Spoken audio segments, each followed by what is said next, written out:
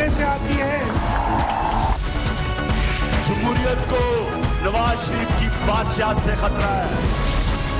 Parliament में अपने बेटे के साथ इसलिए नहीं आ रहा कि मैंने आपसी की कुर्सी खींच लेनी है। मेरा मकसद है आप लोग समझाएं। अल्ताफ हुसैन साहब से हमारा मुकम्मल कतई ताल्लुक है।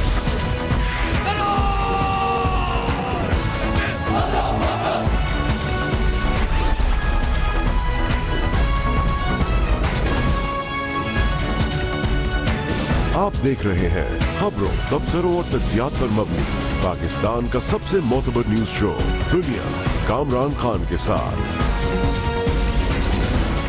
अस्सलाम वालेकुम, मैं हूँ कामरान खान।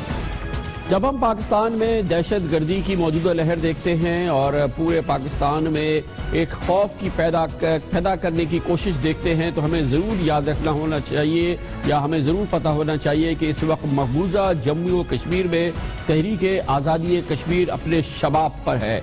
भारतीय फौजें सटपटाई हुई हैं और भारतीय हुकूमत को ऐसी सूरत हाल का सामना है जो कि इससे पहले कभी नहीं देखी गई। रोज़ाना के वाक़यात हैं जिसमें कि भारतीय फौज और उसकी पूरी क़यादत परेशान नजर आती है।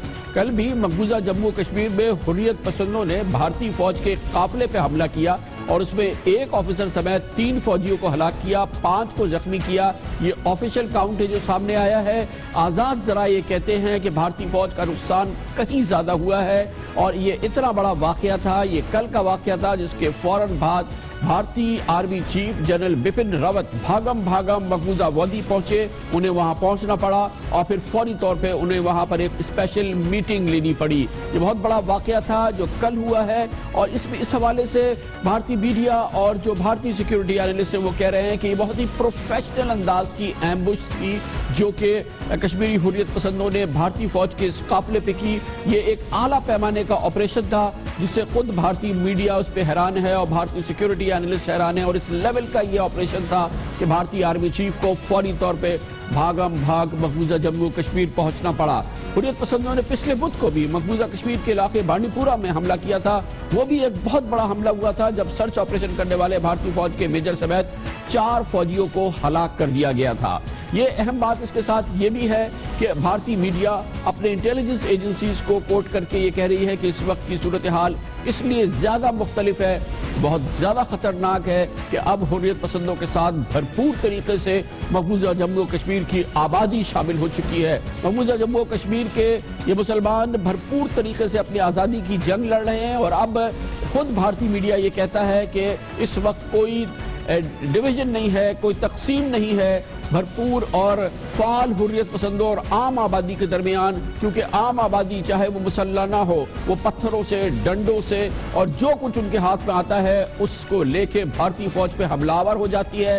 जिसके बाद कल पिछले हफ्ते भारतीय फौज के चीफ ऑफ आर्मी स्टाफ को इस आबादी से कहना पड़ा कि आप ऐसा ना करें वरना हम आप सब पे हमला करेंगे। इसके साथ ही एक बहुत ही गैर मामूली मुतालबा किया था भारतीय आर्मी चीफ ने मकबूजा जम्मू कश्मीर की आबादी से कि वो अपनी छतों से पाकिस्तान के झंडे उतार दे। ये भारतीय आर्मी चीफ को बराह रास्त दरख्वास्त करनी पड़ी थी, यह मुतालबा करना पड़ा था। ये गुज़िश्ता हफ्ते की बात है, लेकिन कल वो दोबारा पहुंचे जम्मू कश्मीर में और मकबूजा जम्मू कश्मीर में एक भारतीय फौज पे बड़े हमले के बाद टाइम्स ऑफ इंडिया, जो इंडिया का सबसे बड़ा अखबार है, उसने आज भी मकबूजा कश्मीर के बारे में खुसूसी रिपोर्ट शाये की है, जबकि एक हफ्ते कबल भी ऐसी एक रिपोर्ट शाये की थी जिसमें मजमूई तौर पर टाइम्स ऑफ इंडिया लिखता है कि मकबूजा कश्मीर की मुकामी आबादी में हुर्रियत पसंदी का जज्बा बढ़ता जा रहा है। टाइम्स ऑफ इंडिया की रिपोर्ट्स में कहा जा रहा है कि मकबूजा कश्मीर में मुकामी हुर्रियत पसंदों की तादाद में इजाफा हो रहा है। मकबूजा वादी में लड़ने वाले अक्सर जंगजुओं का ताल्लुक मुकामी आबादी से है।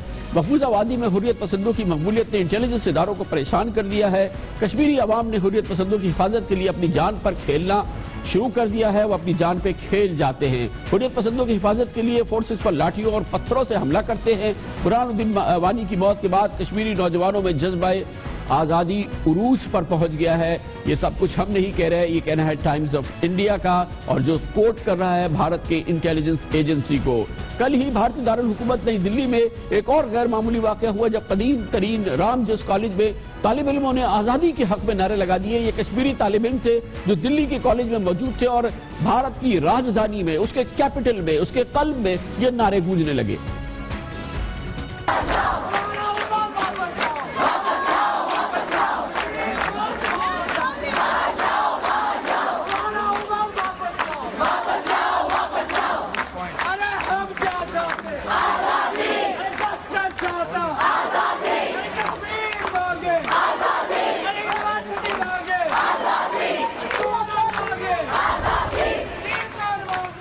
یہ آزادی کے نعرے نئی دلی میں لگ رہے ہیں. یہ مقبوضہ جموں کشمیر کے سری نگر میں نہیں لگ رہے ہیں, یہ دلی میں لگ رہے ہیں, دلی کے قلب میں لگ رہے ہیں, اور اس جگہ پہ لگ رہے ہیں جو راجدھانی ہے, جو سیٹ ہے نریندر مودی کی, وزیر اعظم کی, اور وہاں اس شہر میں یہ آزادی کے نعرے کشمیری حریت پسند لگا رہے ہیں. آپ اس سے اندازہ لگا سکتے ہیں کہ یہی کشمیری حریت پسند جب مقبوضہ وادی میں ہوتے ہیں, جب مقبوضہ جموں کشمیر میں ہوتے ہیں, تو ان کے جذبات کی کیا کیفیت ہوتی ہے. اور یہی وجہ ہے کہ بھارت کی آرمی چیف, بھارت کی فوجی کمانڈ اس وقت مکمل طور پر سٹپٹائی ہوئی ہے. مقبوضہ کشمیر کے سابق وزیر اعلیٰ فاروق عبداللہ نے آج میڈیا سے گفتگو کی اور انہوں نے کہا کہ اگر مقبوضہ کشمیر میں بندوقیں چل رہی ہیں تو بھارت کی اس کی وجوہات کو دیکھنا ہوگا. گویا کہ اگر عوام نے بندوق اٹھا لی ہے تو اس کے لیے بھارت دیکھے کہ اس کی وجہ کیا ہے, اس کا حل گولی سے نہیں نکلے گا. فاروق عبداللہ نے کہا کہ اب آپ کو بات کرنی پڑے گی. اگر کسی چیز کا حل نکالنا ہے تو وہ بندوق سے نہیں, گولی سے نہیں, بات چیت سے نکل سکتا ہے. اور بات چیت ہی ایک راستہ ہے جس کو ہمیں اختیار کرنا چاہیے. کوئی چیز وجہ ہے جس کی وجہ سے یہ کر رہے ہیں, اس وجہ کو دیکھنا ضروری ہے اور اس وجہ کو پھر اس کو عمل میں لانا ہے کہ وہ کیسے ٹھیک کیا جا سکتا ہے کہ یہ جو بندوقیں چل رہی ہیں بند ہو جائے. ہائی کمیشن ہونا چاہیے ججز کا کہ وہ دیکھیں ان کو کیا چیز ہے جو ان کو مجبور کر رہی ہے بندوق اٹھانے کے. مقبوضہ کشمیر کی وزیر اعلیٰ محبوبہ مفتی نے پچھلے سال اسمبلی میں اپنے پہلی خطاب کے دوران کھل کر کہہ دیا تھا, بھارت سے کہا تھا کہ بھارت کے سیاست میں مقبوضہ کشمیر میں آگے جا رہا ہے, مقبوضہ کشمیر کی سیاست میں بھارت بری طرح سے پٹ رہا ہے. بھارتی حکومت مقامی نوجوانوں کو کبھی لشکر طیبہ کا مجاہد قرار دیتی ہے, کبھی اس کا تعلق کسی اور تنظیم سے جوڑ دیا جاتا ہے. یہ گزشتہ سال کی بات تھی جب محبوبہ مفتی بات کر رہی تھی, اور اب اس سے بات بہت آگے بڑھ گئی ہے. اب پوری آبادی کھڑی ہو چکی ہے. خود بھارت کی میڈیا, انٹیلیجنس, فوج اب کہہ رہی ہے کہ اب عوام اٹھ کھڑے ہوئے ہیں. ہر کشمیری جو ہے وہ بھارتی فوج کے سامنے سینہ سپر ہو چکا ہے. یہ گزشتہ سال کی بات تھی محبوبہ مفتی نے جب یہ بات کی تھی, اور شاید بھارت کی حکومت سوچ رہی ہوگی کہ اس وقت ان کی بات پر توجہ دی ہوتی. وہ چیزیں نہیں ہوئی جو ہونی چاہیے تھی. بدقسمتی ہے, میں کسی کو یہاں بلیم نہیں دینا چاہتی, کیونکہ اس میں ہمارے ملک کے اندر ایک ایسی سیاست پیدا ہوئی ہے جس میں کشمیر, جموں کشمیر پٹ رہا ہے. ڈیمونائز کیا جاتا ہے یہاں کے جوانوں کو, یہاں کے بچوں کو. یہ لشکر طیبہ ہیں, یہ پتھر باز ہے, پتہ نہیں کیا کیا کہا جاتا ہے. گولی نہیں چلنی چاہیے. گولیوں کے تبادلے کے بجائے انسانوں کا تبادلہ ہونا چاہیے, بچوں کا تبادلہ ہونا چاہیے, سٹوڈنٹس کا تبادلہ ہونا چاہیے. جموں کشمیر کے لوگوں کی ایسپریشن, اس ملک کے لوگوں کی ایسپریشن اور پاکستان کے لوگوں کی ایسپریشن, کوئی بیچ کا راستہ نکالنا پڑے گا. اور اب یہ بات محدود نہیں ہے بھارت کی حد تک, اور یہ بات اب پوری دنیا میں پھیل رہی ہے. یہ تمام چیزیں جس کا ذکر میں نے آپ سے کیا, یہ عالمی میڈیا میں مسلسل آ رہا ہے. آج بھی نیو یارک ٹائمز میں, دنیا کے دوسرے بڑے اخباروں میں یہ خبریں شائع ہوئی ہیں. 3 روز قبل ایمنسٹی انٹرنیشنل نے بھارت میں ہونے والے مظالم کا ذکر اپنی ایک رپورٹ میں کیا. بہت اہم رپورٹ ہے جو ایمنسٹی انٹرنیشنل نے جاری کی ہے, جس میں کہا گیا ہے کہ بھارت مقبوضہ کشمیر میں احتجاج کرنے والوں کے خلاف جابرانہ قوت استعمال کر رہا ہے. کشمیری مظاہرین کو روکنے کے لیے غیر ضروری طور پر ریاستی قوت استعمال کی جاتی ہے.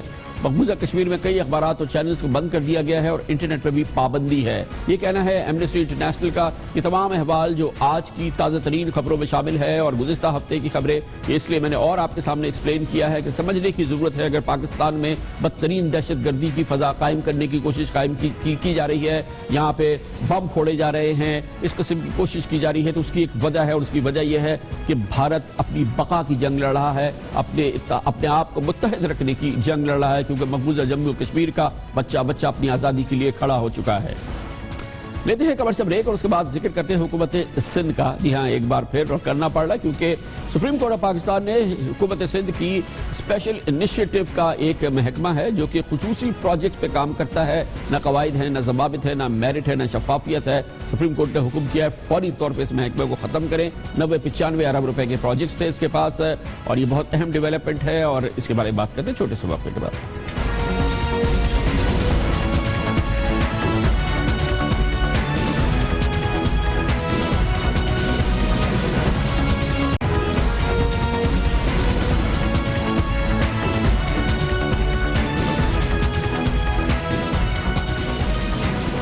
हुकूमत सिंध में गवर्नेंस की तबाही और शफाफियत के ना होने का एक और भरपूर केस सामने आया है। भरपूर सुर्खी का सामान है हुकूमत सिंध के लिए। सुप्रीम कोर्ट ऑफ पाकिस्तान ने वज़ीर आला सिंध की बातहती में चलने वाले महकमा स्पेशल इनिशिएटिव को गैर कानूनी करार देके बंद करने और इसके तहत ज़ेर तामीर 26 अरब रुपए के मंसूबे मुताल्लिका महकमों के हवाले करने का हुक्म दे दिया है। जबकि वज़ीर आला की ज़ेर निगरानी दूसरे इदारे सिंध कोल अथॉरिटी के 72 अरब रुपए के मंसूबों पर एतराज़ात उठाते हुए इनकी तफसीलात तलब की है। हुकूमत सिंध को ये बहुत अहम मामलात हैं जिसका सामना है और इसका ताल्लुक भी मेरिट के ना होने से है, गवर्नेंस के ना होने से है और शफाफियत के ना होने से है। इस वक्त सिंध में महकमा स्पेशल इनिशिएटिव और सिंध कोल अथॉरिटी के कलमदान वज़ीर आला जनाब सैयद मुराद अली शाह के पास है, जिनके तहत सड़कों की तामीर, आर ओ प्लांट्स की तनसीब, स्कूलों की तामीर और मरम्मत और पानी की फराहमी और निकासी मनसूबों पर काम जारी है। हम आपको बताते हैं कि सिंध में महकमा स्पेशल इनिशिएटिव है क्या और इसकी क्या अहमियत है, क्यों बनाया गया था और अब इसे सुप्रीम कोर्ट ने खत्म करने का हुक्म दिया है।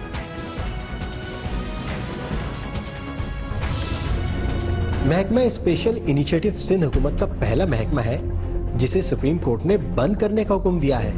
ये महकमा 2010 में खुसूसी तरक्याती काम कराने के लिए कायम किया गया था, लेकिन 6 साल गुजरने के बावजूद रूल्स ऑफ बिजनेस के तहत इस महकमे को चलाने के कवायद नहीं बनाए गए। 2013 में इसे महकमा मनसूबाबंदी और तरक्की का हिस्सा बनाया गया, लेकिन 2015 में दोबारा इसको अलग महकमे का दर्जा दे दिया गया और इसका कलमदान खुद वज़ीर आला सिंध ने अपने पास रख लिया।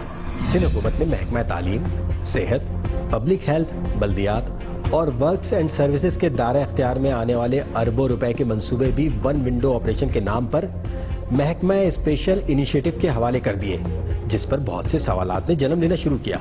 महकमा स्पेशल इनिशिएटिव के तहत चलने वाले अहम मंसूबों में 16 अरब रुपए के आर ओ प्लांट्स, 1.5 अरब के मोबाइल अस्पताल, ठट्टा में सड़कों की तामीर के 1.25 अरब के 3 मंसूबे और 2.25 अरब के सोलर एनर्जी पैनल समेत मजमूई तौर पर 26 अरब रुपए के कई प्रोजेक्ट शामिल हैं।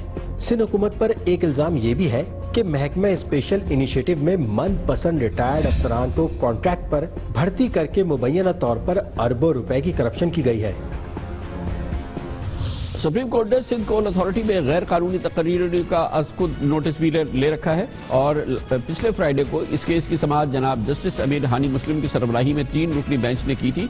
समाअत के दौरान ये इंकशाफ भी हुआ था कि सिंध में कई दूसरे महकमों के काम जो हैं वो खिलाफ कवायद हो रहे हैं। महकमा स्पेशल इनिशिएटिव के जरिए जो दूसरे खिलाफ कवायद काम हो रहे हैं वो स्पेशल इनिशिएटिव के जरिए कराए जा रहे हैं। ये सुप्रीम कोर्ट में बात सामने आई थी। जस्टिस अमीर हानी मुस्लिम ने इस मौके पे कहा था कि दीगर महकमों के काम कोल अथॉरिटी और महकमा स्पेशल इनिशिएटिव के तहत कैसे किए जा रहे हैं, खुसूसी महकमा कैसे चल रहा है, इसको चलाने के लिए रूल्स ऑफ बिजनेस कहाँ हैं। इस मौके पे एडवोकेट जनरल ज़मीर अहमद घुंगरू ने अदालत के इस्तफसार पर ये सनसनीखेज एतराफ़ किया था कि महकमा स्पेशल इनिशिएटिव को चलाने के लिए कवायद नहीं बनाए गए और इसे वज़ीर आला के अहकामात पर चलाया जाता है।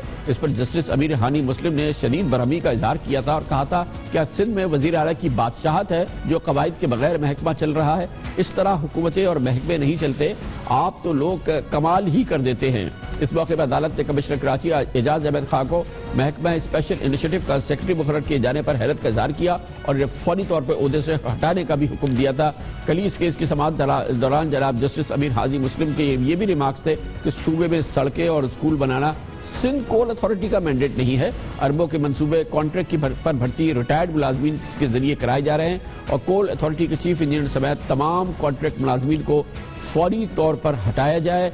ये कल सुप्रीम कोर्ट ऑफ पाकिस्तान ने हुक्म दे दिया था। इसी मौजू पर मजीद बात करते हैं और इसके लिए हमें ज्वाइन किया है हमारे नुमाइंदे खुसूसी इख्तियार खोकर हमारे साथ मौजूद है। बहुत बहुत शुक्रिया इख्तियार खोकर साहब। बताइएगा ये कितना बड़ा झटका है हुकूमत को कि ये जो स्पेशल इनिशिएटिव डिपार्टमेंट है इसको सुप्रीम कोर्ट ने न सिर्फ बंद किया है बल्कि हुकूमत की सख्त तंबीह भी की है और कई बहुत अहम जो इसमें प्रॉब्लम्स हैं उसकी निशानदेही भी की है। जी कामरान साहब, ये इंतहाई गैर मामूली वाक़या है। पहले ऐसे कभी नहीं हुआ कि किसी सूबाई हुकूमत का पूरा महकमा इस तरह आला अदालत जो है वो बंद कर दे और उसको गैर कानूनी करा दे। असल में हुआ इस तरह है कि हुकूमत सिंध ने ये जो महकमा बनाया है उसमें सबसे बड़ी बात जिस तरह आपने बताया कि मोबाइल अस्पताल है। अब मोबाइल अस्पताल है वो खरीद करना रूल्स ऑफ बिजनेस के मुताबिक महकमा सेहत का काम बनता है, लेकिन हुकूमत सिंध ने ये मोबाइल अस्पतालें جو تقریباً 1.5 ارب روپے کی ہیں، وہ محکمہ اسپیشل انیشیٹو کے تحت خریدی، اور ان کا جو پروجیکٹ ڈائریکٹر مقرر کیا ہے وہ ایک ایسے آدمی کو بنایا ہے جو الیکٹریکل انجینئر ہے، اور الیکٹریکل انجینئر موبائل اسپتالیں خرید کرنے جرمنی گئے، اور ابھی بھی وہ محکمہ منصوبہ بندی و ترقی کا سینئر چیف ہے، اور ٹرانسپورٹ اور کمیونیکیشن کے شعبے کو دیکھتا ہے، لیکن محکمہ اسپیشل انیشیٹو کے 2 بڑے پروجیکٹس کے وہ پروجیکٹ ڈائریکٹر بھی۔ اسی طرح آر او پلانٹ کا جس طرح ذکر ہوا، آر او پلانٹ کے اربوں روپے جاری کیے گئے، کام ہوئے نہیں لیکن اربوں روپے جاری ہوتے رہے، حالانکہ یہ کام پبلک ہیلتھ انجینئرنگ اور کراچی واٹر بورڈ پہلے ہی کرتی رہا، محکمہ آبپاشی بھی کرتا رہا، محکمہ آبپاشی کے تحت پلیں بنتی ہیں، لیکن حکومت سندھ نے سندھ کول اتھارٹی کے تحت ٹھٹھا اور سجاول پل بنا دیا۔ اب پل بنانا دریا پہ ایک بہت بڑا کام ہے، اب کول اتھارٹی کا کوئی بینڈیٹ بنتا ہے کہ وہ پل بنا دے؟ اس طرح سڑکیں، ایک بہت بڑی سڑک 10 ارب روپے کی بن رہی ہے کراچی سے کول اتھارٹی کول فیلڈ تک، وہ پوری سڑک جو ہے نا سندھ کول اتھارٹی کے تحت بن رہی ہے، اور یہ جو ترقیاتی پیکج ہوتے ہیں شہروں کے وہ محکمہ بلدیات کا کام ہوتا ہے، لیکن ٹھٹھا اور سجاول کے تقریباً 4-5 ارب روپے کے یہ ترقیاتی کام ہیں شہری سہولیات کے، ڈینیج کے، واٹر کے، پانی کے، وہ اسپیشل انیشیٹو ڈپارٹمنٹ کے ذریعے چلایا جا رہا ہے۔ تو ایک گروپ ہے سندھ حکومت کے اندر جس کے جو ویسٹڈ انٹرسٹ ہیں وہ اس محکمے سے وابستہ ہیں، اور کمشنر کراچی ہیں، اور یہ بھی انوکھی بات ہے کہ کوئی آدمی کمشنر ہو اور اس کو سیکرٹری کا عہدہ دیا جائے، تو اس لیے یہ ساری جب باتیں عدالت کے سامنے آئیں تو یقیناً ایسا ہی ہوگا جو عدالت نے حکم دیا ہے۔ بہت بہت شکریہ اختیار کھوکھر ہمارے ساتھ موجود تھے۔ کمرشل بریک، اور اس کے بعد ذکر کرتے ہیں پاناما کیس کا اب فیصلہ لکھا جا رہا ہے۔ اس کیس کی سماعت کے دوران کئی بار سپریم کورٹ آف پاکستان کی اس بینچ نے اپنے ریزرویشنز کا اظہار کیا، برہمی کا اظہار کیا کہ وفاقی ادارے جن کا کام پاناما جیسے کیس کی تحقیقات کرنی تھی انہوں نے اپنا کام نہیں کیا۔ اس موقع پہ سامنے آ گیا تھا حدیبیہ پیپر مل کا کیس بھی، اور وہ کیس بھی جس پہ جناب اسحاق ڈار کو ملزم بنایا گیا تھا، جن کے خلاف نیب نے انکوائری بند بھی کی، اور یہ بہرحال ایک اہم سوال پوچھا گیا تھا اس سماعت کے دوران کہ نیب نے جب لاہور ہائی کورٹ سے جناب اسحاق ڈار کے حق میں فیصلہ دے دیا تھا تو اس کی اپیل کیوں سپریم کورٹ میں نہیں کی، اور اس کی بات یہ بھی کہا گیا تھا کہ شاید اس بنیاد پہ نیب کے چیئرمین کو بھگتنا پڑے یا ان کو سزا ملے واٹ ایور، لیکن بہرحال یہ ایک معاملہ ہے، بہت اہم معاملہ جو سامنے آیا تھا، اس کی بات کرتے ہیں چھوٹے سے وقفے کے بعد۔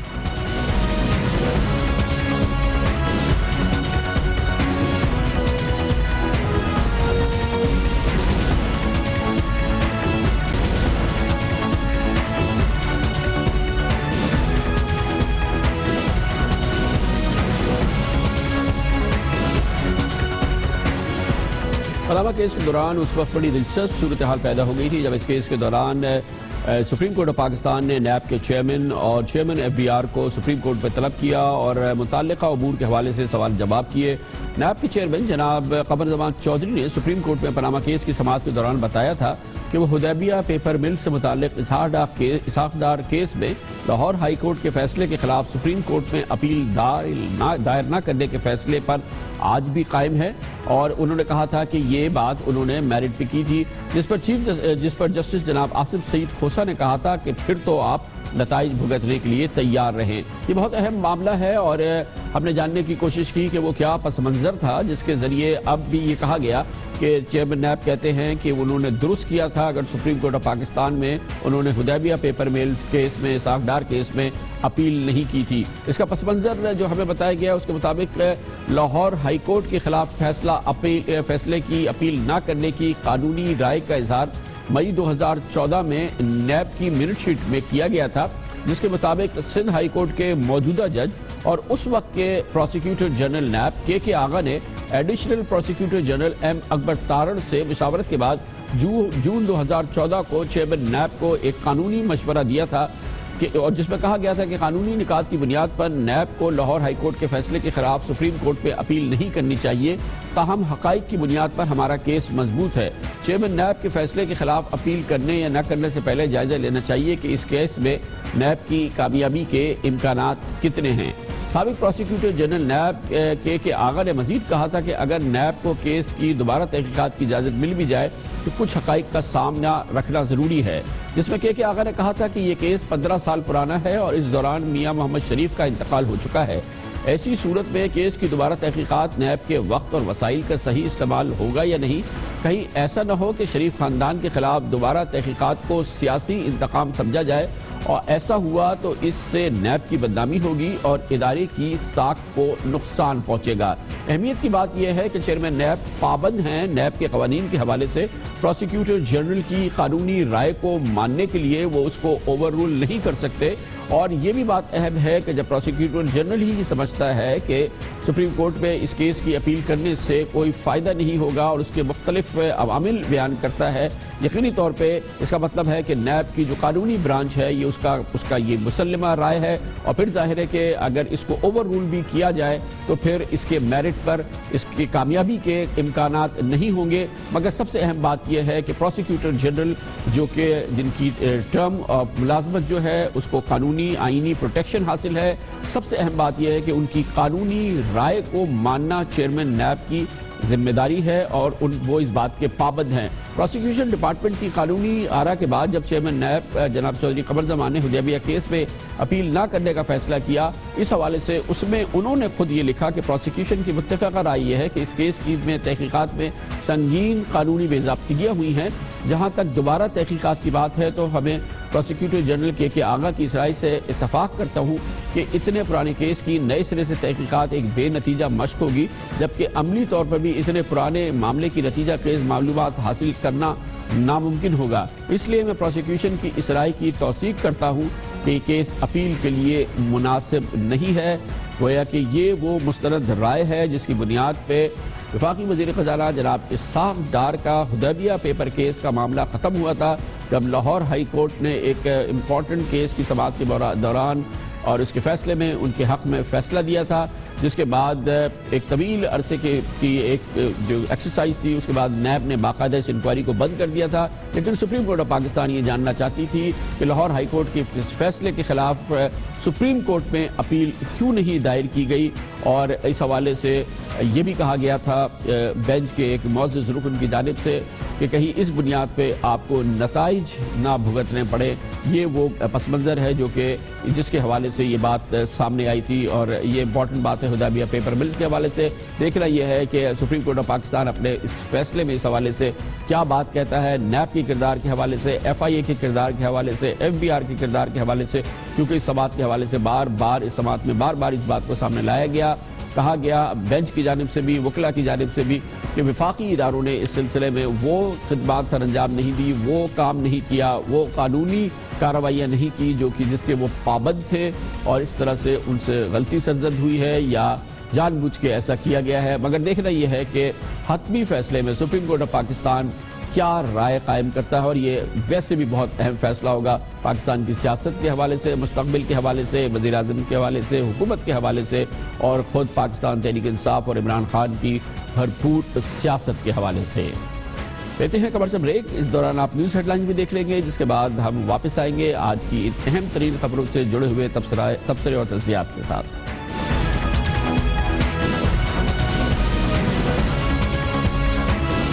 سب سے معتبر نیوز شو دنیا کامران خان کے ساتھ۔ اس وقت پاکستان کا سب سے بڑا مسئلہ وہ حالیہ دنوں میں ہونے والے بم دھماکے نہیں ہیں، وہ دہشت گرد نہیں ہیں جو یہ بم دھماکے کر رہے ہیں یا جنہوں نے یہ خودکش حملہ آور بھیجا۔ اس وقت پاکستانیوں کا 20 کروڑ سے زائد پاکستانیوں کا، خاص طور پہ پاکستان کے بڑے شہروں میں رہنے والے پاکستانیوں کا سب سے بڑا مسئلہ وہ ماحول ہے، وہ خوف کا ماحول، وہ دہشت گردی کا ماحول جو بم دھماکوں نے نہیں پیدا کیا بلکہ ان حکومتی مراسلوں نے پیدا کیا ہے جو کہ اس وقت عوام کے سامنے آتے ہیں، مختلف حوالوں سے سامنے آتے ہیں، اور پھر آج کیونکہ سوشل میڈیا کا دور ہے، اسمارٹ فونز کا دور ہے، یہ واٹس ایپ میسیجز کے ذریعے، فیس بک کے ذریعے، ٹویٹرز کے ذریعے، اخبارات کے ذریعے، ٹیلی ویژن کے ذریعے عوام تک پہنچتے ہیں، اور پھر خوف کی ایک بدترین فضا قائم ہوتی ہے جس کا اس وقت پاکستانی سامنا کر رہے ہیں، جو کہ وہ وجہ نہیں ہے جو کہ آپ سمجھ رہے ہیں یعنی بم دھماکے یا دہشت گرد، بلکہ یہ وہ قومی مراسلے ہیں، وہ حکومتی اداروں کے مراسلے ہیں جو کہ بھیجے جا رہے ہیں ان گنت انداز میں صوبائی حکومتیں اور وفاقی حکومت کی جانب سے۔ قومی انسداد دہشت گردی اتھارٹی نیکٹا ملک کے چاروں صوبوں کے محکمہ داخلہ، ضلع انتظامیہ، پولیس کے سربراہان کی جانب سے، سیکیورٹی سیکیورٹی الرٹ جو ہے وہ مسلسل روانہ ہو رہے ہیں اور اس سے خوف کی فضا پھیل رہی ہے، اور یہ خصوصی یہ جو سیکیورٹی الرٹ ہے یہ لیک ہو جاتے ہیں، اور اس حوالے سے لوگوں کو بار بار یہ بتایا جاتا ہے کہ آپ پرہجوم مقامات پر نہ جائیں، آپ شاپنگ سینٹر میں نہ جائیں، اور اس سے خوف کی فضا بن رہی ہے۔ آج لاہور میں زیادہ تر پرائیویٹ سکولز غیر اعلانیہ طور پہ بند رہے، اس کی بنیادی وجہ وہی خوف کی فضا ہے جو کہ اس وقت قائم کی جا رہی ہے، جو اس خوف کی وجہ سے نہیں ہے جو بم دھماکوں کی وجہ سے ہو رہی ہے، بلکہ یہ وہ الرٹ ہے جو وفاقی ادارے، صوبائی ادارے اپنی جان بچانے کے لیے جاری کر دیتے ہیں اور کہہ دیتے ہیں کہ آپ کسی بھی شاپنگ سینٹر میں نہ جائیں، پرہجوم علاقے میں نہ جائیں، پولیس احتیاط کرے، وہاں بم پھٹے گا، اور جس کی وجہ سے ایک دہشت کی فضا ہے۔ پچھلے ایک ہفتے کے دوران اسلام آباد، کراچی، لاہور، پشاور، راولپنڈی، گلگت بلتستان، میرپور آزاد کشمیر میں محکمہ داخلہ اور ضلعی انتظامیہ نے سیکرٹ اور کانفیڈنشل اور موسٹ ارجنٹ کے عنوان سے تقریباً 18 تو ہمارے پاس سیکیورٹی الرٹ ہے، ریڈ الرٹ ہے، تھریٹ الرٹ ہے جاری کیے ہیں، جن میں سرکاری عمارتوں، تعلیمی اداروں، مذہبی مقامات، مزاروں، مصروف علاقوں اور دوسرے ایسی جگہوں پر دہشت گردی کے خطشے کا اظہار کیا گیا ہے، اور عوام میں یہ بات جب سامنے آتی ہے تو تباہ کن دہشت پھیلتی ہے، بم دھماکوں کی وجہ سے نہیں، ان مراسلوں کی وجہ سے جو کہ درجنوں کی تعداد میں مختلف ادارے اس وقت پورے پاکستان میں جاری کر رہے ہیں۔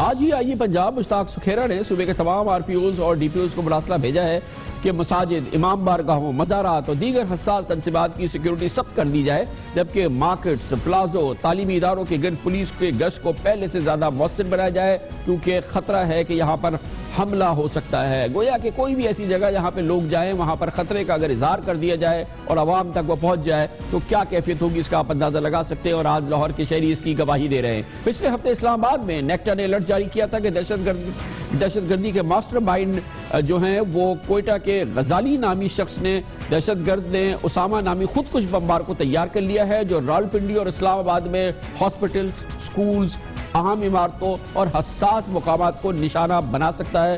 گویا نیکٹا یہ سمجھتا ہے کہ یہ جو اسامہ ہوگا یا یہ جو غزالی ہوگا، یہ غزالی جو ہے یہ کوئی جن ہے جو کہ ایک ساتھ راولپنڈی کے اسپتالوں، اسکولوں، اہم عمارتوں اور حساس مقامات کو نشانہ بنائے گا، اور پھر یہ خبر لیک ہو جاتی ہے اور پھر یہ میڈیا میں آتی ہے اور پھر واٹس ایپ پہ آتی ہے، اور آپ اس سے اندازہ لگا سکتے ہیں کہ وفاقی دارالحکومت پہ اس کا کیا اثر ہوا ہوگا۔ گزشتہ روز کراچی میں محکمہ داخلہ نے ڈی جی رینجر سندھ، آئی جی سندھ اور حساس اداروں کو خبردار کر دیا کہ Sindh high court, Sindh assembly, صدر، احمد جناح روڈ، اس کی تمام مارکیٹس، دو دریا، کلفٹن پر واقع ریسٹورانٹس اور اس کے آس پاس دہشت گردی کا خطرہ ہے۔ گویا کہ کراچی میں نکلو ہی نہیں باہر، یہ تو تمام وہ علاقے ہیں جو کراچی کے سب سے اہم ترین علاقے ہیں، اور صوبائی وزارت داخلہ نے کہا ہے کہ یہاں پر دہشت گرد حملوں کا خطرہ ہے۔ گویا کہ کوئی فوج آنے والی ہے دہشت گردوں کی جو کراچی پر مختلف انداز سے حملہ کرے گی۔ ذمہ داری سے کام لینے کی ضرورت ہے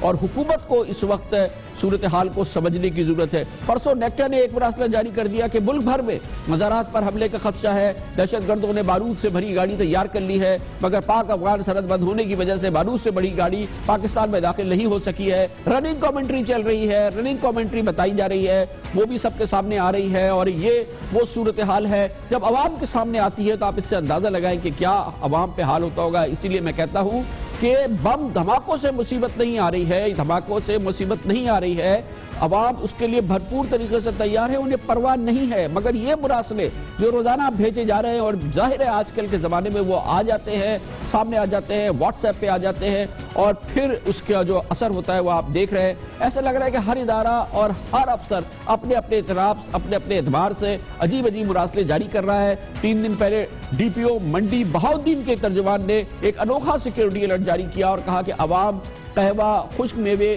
کھلونے اور گھریلو استعمال کی اشیاء بیچنے والے مشکوک افغان اور پشتون افراد سے ہوشیار رہیں۔ یہ ایک عجیب سا جو میں کہہ رہا ہوں کہ فری فار آل ہے کہ آپ جس کی مرضی آ رہی ہے ایک مراسلہ جاری کر رہا ہے۔ کراچی میں شارع فیصل پر آج ایک بینک میں بم کی افواہ پھیل گئی اور اس سے خوف و ہراس پھیل گیا۔ اس میں میڈیا کا بھی ایک بہت بڑا کردار ہے، پاکستان کے نیوز ٹی وی چینلز کا بھی بہت بڑا کردار ہے۔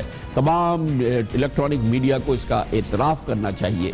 کل میڈیا 100% ذمہ دار تھا جب لاہور میں گلبرگ میں بم کی افواہ سامنے آئی، جس پر تمام پاکستان کی ٹیلی ویژن چینل جس میں دنیا نیوز بھی شامل ہے، اس نے کہا کہ لاہور کے گلبرگ کے علاقے میں یا دھماکہ ہو گیا ہے یا دھماکی جیسی صورتحال پیدا ہو گئی ہے، ایمرجنسی پیدا ہو گئی ہے، اور جس کے بعد تمام چینلز نے اس خبر کو نشر کیا۔ ایک ساتھ یہ چینلز خبر نشر کر رہے تھے۔ وہ چینل جس نے شروع کیا اس کو پہچاننا کوئی مشکل بات نہیں ہے، دوسرے نمبر پہ جس چینل نے اس خبر کو نشر کیا اس کو پہچاننا کوئی مشکل بات نہیں ہے۔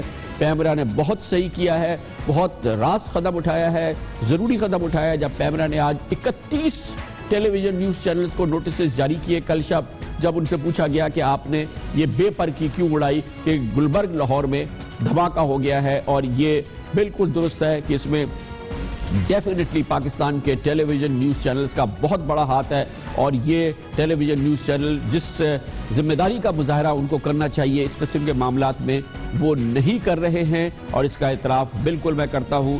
جہاں سرکاری ادارے ان کے مراسلے دہشت کے ذمہ دار ہیں، سرکاری ادارے اور ان کے جاری ہونے والے یہ الرٹس ملک میں خوف کی فضا پھیلانے کے ذمہ دار ہیں، پاکستان کے نیوز چینلز بھی یہ ذمہ داری ان کی بھی یہ ذمہ داری ہے، اور وہ بھی اس کے ذمہ دار ہیں۔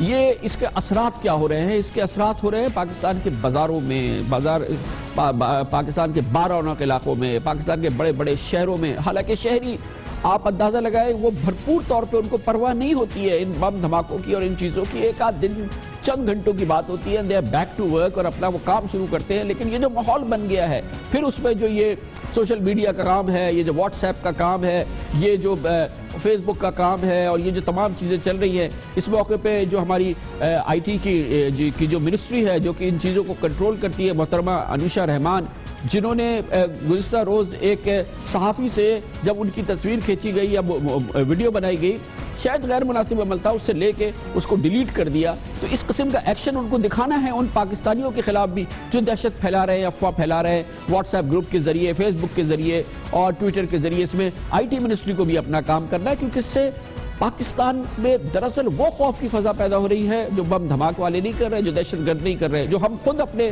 ایکشن سے کر رہے ہیں۔ اس کا جائزہ لینے کے لیے ہم پاکستان بھر کی بازاروں میں گئے آج، اور ہم نے شہریوں سے بات کی، دکانداروں سے بات کی، اور ہم نے ان سے پوچھا کہ وہ اس بارے میں کیا کہتے ہیں۔ سب سے پہلے ہم آپ کو دکھاتے ہیں کراچی کا احوال، جہاں پہنچے تھے ہمارے نمائندے خصوصی شہریار جندوا۔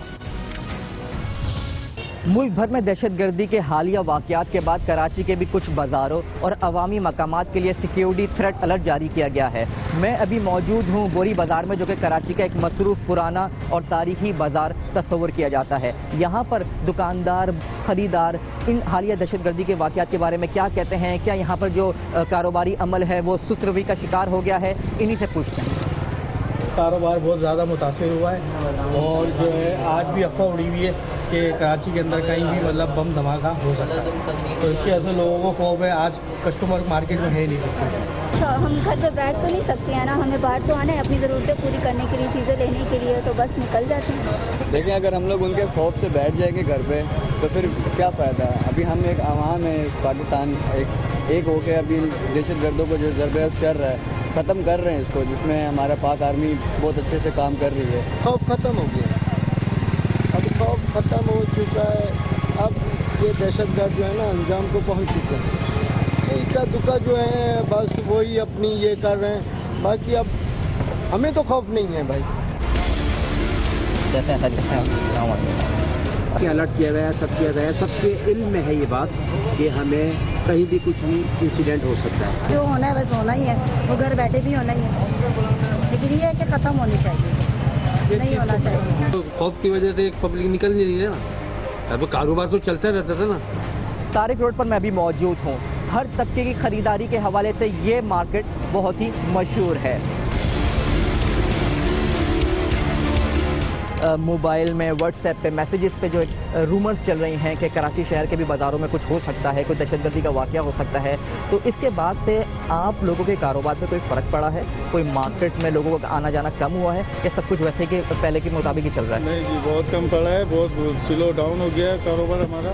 ठीक है, देख लें मार्केट की हालत, देख लें बिल्कुल सन्नाटा पड़ा हुआ है और कोई लेने के लिए तैयार नहीं। इस चीज़ के लोगों को डर लगा हुआ है कि शायद कुछ हो जाएगा। अल्लाह का नाम लेके निकल पड़ते हैं, तो दुआ करते हैं अल्लाह से कि हमें खैर खैरी से लेके जाए और खैर खैरी से लेके आए। कराची में तो कोई बम नहीं फटा है, और कराची में बम भी फटता है तो ये हाल नहीं होता। कराची में बम फटा है अफवाहों का, कराची में बम फटा है व्हाट्सएप मैसेजेस का, कराची में बम फटा है उन मुरासलों का जो हुकूमत की जानिब से जारी होते हैं और जब बहरहाल आवाम तक पहुंच जाते हैं, जिसकी वजह से ये सूरत हाल है। पाकिस्तान के दारुल हुकूमत में इस्लामाबाद में भी कोई बम नहीं फटा है, वहाँ पर भी कोई ऐसी सूरत हाल नहीं है, लेकिन वहाँ की भी सूरत हाल इन मुरासलों की वजह से, इस्लामाबाद में जहाँ पे वजारत दाखिला है, जहाँ नेक्टा है, वहाँ पे इन्हीं मुरासलों की वजह से और उसके जरिए जो फिर व्हाट्सएप मैसेजेस बनते हैं उसका क्या हाल होता है। इस्लामाबाद जाते हैं जहाँ पर मौजूद है हमारे नुमाइंदे खुसूसी अदील वड़ाइच।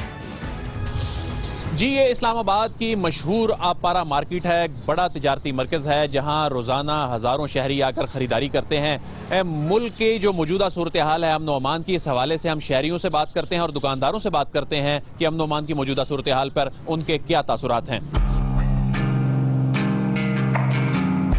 अवाम में खौफ हरास भी है और मैं समझता हूँ कि ये लोगों के कारोबार जहाँ मुतासर हो रहे हैं वहाँ आदमी की ज़िंदगी भी मुतासर हो रही है, चूँकि बाहर निकलने से हर आदमी की ज़रूरत होती है, बाहर जाना, शॉपिंग करना, तो जहाँ भी जाते हैं ज़ाहिर है खौफ से वो कैफियत तारी हो गई है।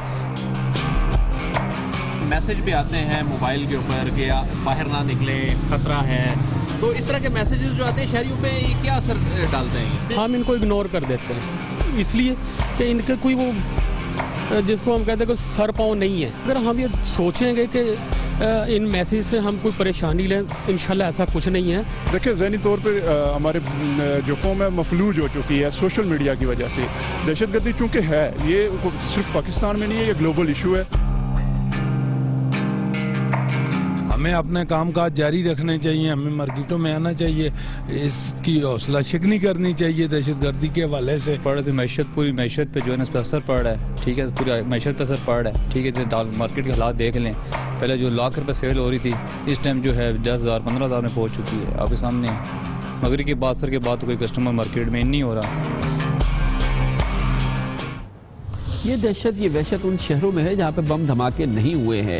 ये वो शहर हैं पाकिस्तान के जो उमूमन अगर धमाके भी हो जाते हैं चंद घंटों में अपने पाँव पे खड़े हो जाते हैं, बैक टू वर्क और तमाम चीज़ें शुरू हो जाती हैं। लेकिन ये मरासले, ये हुकूमती मरासले, ये व्हाट्सएप मैसेजेस, ये सोशल मीडिया का किरदार, ये प्राइवेट टीवी चैनल्स का किरदार, इन्होंने ये सूरत हाल पैदा की है। वो शहर जहाँ पे धमाके हुए हैं, लाहौर में, पाकिस्तान का कल्ब, जिसके कल्ब में ये धमाके हुए हैं, वहाँ पे तो जाहिर है कि क्या असर होगा। लेकिन बहरहाल वहाँ पे भी लोग हिम्मत भी दिखा रहे हैं और इन मुरासलों की वजह से, इन अफवाहों की वजह से परेशान हैं। लाहौर की सूरत हाल हमें दिखाएंगे लियाकत अंसारी।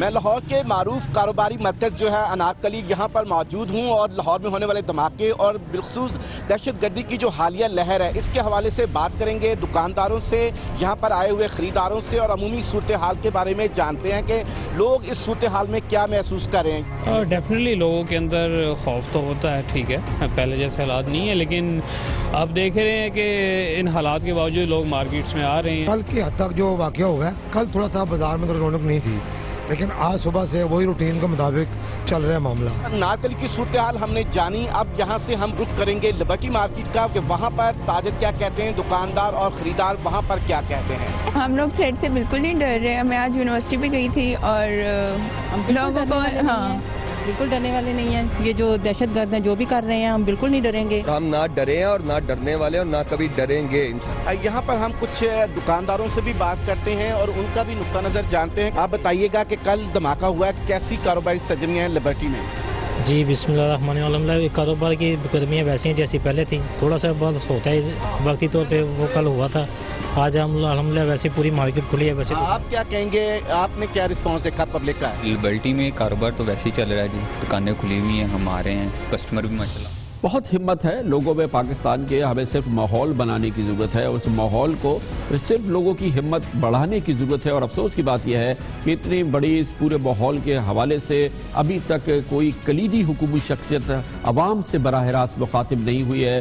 ہم نے نہیں دیکھا کہ اس حالیہ جو بدترین دہشت گردی کی لہر آئی ہے, اس پہ وفاقی وزیر داخلہ کی جانب سے کوئی مربوط عوام سے خطاب کیا گیا ہو, مخاطب کیا گیا ہو. وزیر اعظم جناب نواز شریف کی جانب سے بھی عوام کو اس سلسلے میں اعتماد پہ نہیں لیا گیا ہے. ضرورت اس بات کی ہے کہ پاکستان کے یہ بڑے آگے آئیں, عوام سے اپنے جو ویوز ہیں شیئر کریں, ان کے مورال کو بڑھائیں, ان کی ہمت کو بڑھائیں اور بتائیں کہ وہ اس سلسلے میں کیا کر رہے ہیں. بہت سخت ضرورت ہے اس بات کی, اور افسوس کی بات ہے کہ ابھی تک کوئی حکومتی بڑا سامنے نہیں آیا ہے اور عوام سے مخاطب نہیں ہوا ہے. حالانکہ عوام کی ہمت دیدنی ہے.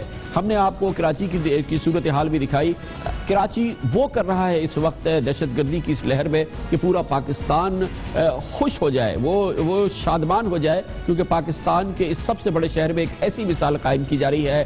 اب اس وقت جبکہ دہشت گردی کی لہر ہے, اس شہر میں واٹس ایپ میسیجز کی بھرمار ہے, سوشل میڈیا میں اور پھر ٹیلی ویژن چینلز کے ذریعے کراچی کے بارے میں بے پر کی اور دھماکوں کی اور دہشت کی خبر اڑائی جا رہی ہے. اس وقت تاریخ کی ایک بہترین پھولوں کی نمائش کراچی میں ہو رہی ہے, جہاں پہ روزانہ لاکھوں لوگ جا رہے ہیں, دسیوں ہزاروں بچے وہاں پہنچتے ہیں, خواتین پہنچ رہی ہیں, ہزاروں سٹال لگائے گئے ہیں, لاکھوں قسم کے پھول ہیں جو کراچی کے ساحلی پٹی پر اس وقت رنگ بکھیرے ہوئے ہیں, خوشبو بکھیرے ہوئے ہیں. اسی پاکستان میں, اسی کراچی میں یہ انبلیویبل خوشگوار ماحول ہے جو کراچی میں پھولوں کی اس عظیم الشان نمائش پہ نظر آ رہا ہے, جس کی سیر ہمیں کرائیں گی ہماری نمائندہ ثنا فاطمہ.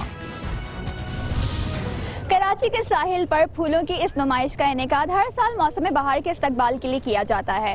ویسے تو اس نمائش کا انعقاد سال ہر سال سے جاری ہے, لیکن اس بار یہ ایک ایسے موقع پر کی جا رہی ہے جب پورے ملک میں دہشت گردی کی ایک لہر ہے. لیکن اس کے باوجود اس نمائش میں شہریوں کی بڑی تعداد موجود ہے. آئیے شہریوں سے ہی اس بارے میں بات کرتے ہیں.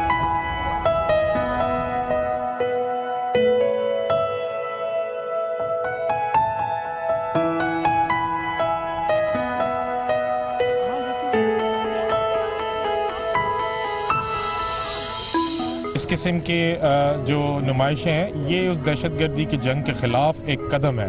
وہ ڈر پیدا کرنا چاہتے ہیں اور ہم لوگ جو ہے کچھ لوگ اس ملک میں ایک خوبصورتی کی فضا, ایک امن کی فضا دینا چاہتے ہیں. تو I call it a step towards against a war against terror. کب تک نہیں نکلے بتائیں, اب گھر پہ تو نہیں بیٹھے رہ سکتے جب اتنی اچھی اچھی چیزیں ہو رہی ہیں اور آپ لوگ نکل کے کر ہی رہے ہیں, تو ہمیں بھی تو آنا پڑے گا آپ کی ہمت افزائی کرنے کے لیے. ہم لوگ بھی بہت میسج آئے تھے کہ حالات خراب ہیں, کہیں پبلک پلیس میں جانا نہیں چاہیے, مگر اگر ہم لوگ نکلیں گے نہیں تو پھر اس طرح کے ایونٹس کا بھی آگے آئیدہ ہوگے نہیں. ہم لوگ نکلیں گے تو ایک پازیٹیو میسج آئے گا, لوگ گھروں سے اٹھ کے آتے ہیں, ہر عمر کے لوگ آتے ہیں, انجوائے کرتے ہیں. کہ اس طرح کی ایونٹس ہیں جو اس طرح کے خوف ہے ہٹائے گا لوگوں میں.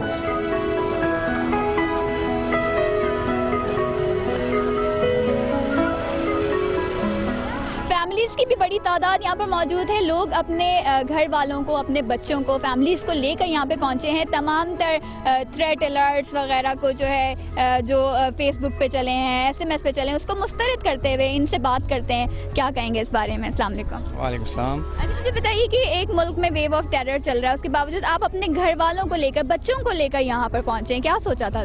یہی سوچ کے نکلے ہیں کہ دیکھیں اب کتنا بندہ ڈرے گا. اب ملک میں ظاہر ہے اب کہاں جائیں گے, چھوٹے بچے ہیں, فیملی ہیں. یہاں سیکیورٹی کافی اچھی ہے, دیکھیں کتنا کراؤڈ آیا ہوا ہے. ظاہر بات ہے کہ آدمی جینا تو نہیں چھوڑ دے گا نا. تو پبلک اسپاٹ پہ ٹھیک ہے تھریٹس آ رہے ہیں, لیکن اس کے باوجود اتنی ساری پبلک ہر جگہ پہ موجود ہے. یہ نہیں کہ یہاں پہ پوری کراچی میں کل سے ہمارا آنا ہوا, انٹیریئر سے ہیں ہم, لیکن جس جگہ جا رہے ہیں تو ماشاءاللہ ہر کوئی بچوں کو لے کے نکل رہا ہے, انجوائے کر رہا ہے. جو لا آرڈر کی سچویشن ہے اس کے باوجود آپ دیکھ رہے ہیں کتنی کراؤڈ ہے, کتنے لوگ آئے ہیں. تو اس طرح کی ایونٹس ہوتے رہنے چاہیے, اس سے انکریجمنٹ ملتی ہے. کچھ خوف و ہراس ہے لوگوں میں, کچھ جان بوجھ کر پھیلایا بھی جا رہا ہے مختلف میڈیمز کے ذریعے. اس کے باوجود یہاں پر لوگ آئے ہیں بڑی تعداد میں. آپ کیا سوچ کر نکلے, کیا میسج دینا چاہیں گے؟ پاکستان کے حالات وغیرہ ابھی فی الحال تھوڑے سے خراب ہیں, لیکن پھر بھی یہاں لوگ آئے, بہت اچھا क्राउड आया हुआ है। काफ़ी आ रहे हैं, काफ़ी तादाद में आ रहे हैं और दूर दूर से आ रहे हैं यहाँ पर इस नुमाइश को देखें, और इस मरतबा बहुत अच्छी नुमाइश है ये।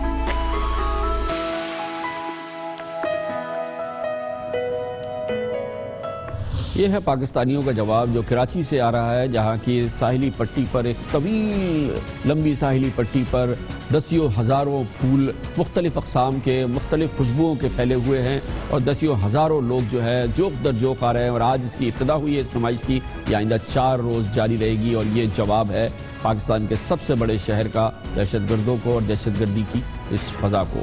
लेते हैं खबर से ब्रेक और उसके बाद एक और मौजू का जिक्र करते हैं। वो ये कि कुछ अरसे पहले बात सामने आई थी, पाकिस्तान के साबिक chief of army staff general राहील शरीफ शायद सऊदी अरब चले जाएं और वहाँ पे सऊदी अरब की तरतीब करदा 39 अफवाज की फ़ौज की कमांड करें।